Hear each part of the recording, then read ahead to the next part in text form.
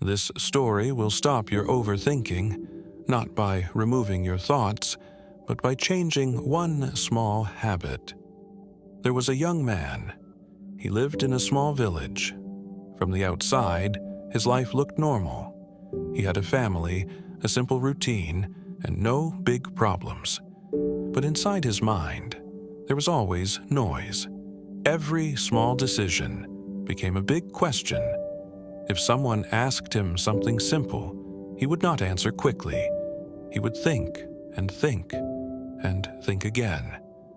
What if I say something wrong? What if they judge me? What if I regret this later? Even when nothing was wrong, his mind created problems. One day, his friend asked him, "Why are you always so quiet?" The young man smiled, but said nothing, because even that answer he was thinking too much about. Days passed. He stopped taking chances, stopped speaking in groups, stopped trying new things. Not because he was weak, but because he was thinking too much. One evening, he was sitting under a tree, holding his head, lost in his thoughts. The sun was going down, but his mind was still running. At that moment, an old man came there. He sat beside him without saying anything. After a few seconds, he asked softly, "Why do you look so tired?" The young man looked at him, and for the first time, he said the truth. "I think too much. I want to do things, but my mind never stops." The old man listened carefully.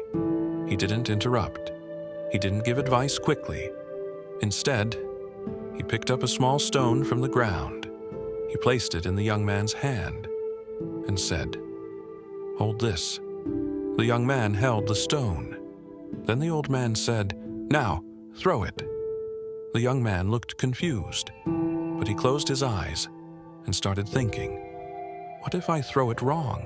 What if it hits someone? What if people laugh at me? What if this is a test?" His grip became tight. His breathing slowed. He kept thinking, but he did not throw it. After a few moments, the old man gently took the stone back. He smiled and said, "You see the problem? You didn't throw the stone, not because you couldn't, but because you kept thinking." The young man stayed silent. For the first time, he was not overthinking the answer. He was just listening. The old man continued, "Your mind is not your enemy, but when you listen to it too much, it stops you." He pointed toward the empty road and said, "Life is like this road. You don't need to see the whole path. You just need to take one step." The young man looked down, and something inside him changed. Not everything, but something small. The next day, nothing was different outside. Same village, same people, same life. But inside, he remembered one thing, "Don't think. Just try once." Later that day, someone asked him a question. His mind started again. What if you were wrong? But this time, he didn't wait. He spoke. His voice was not perfect. His words were not strong. But he spoke, and nothing bad happened. No one laughed, no one judged him. In fact, people listened. That moment was small, but powerful, because he understood something simple. Thinking was not the problem. Waiting was. From that day, he didn't become perfect. His mind still talked, still created doubts, still asked questions. But now, he didn't wait for silence. Whenever fear came, he did one thing. He acted. Just once. And slowly, his life started changing.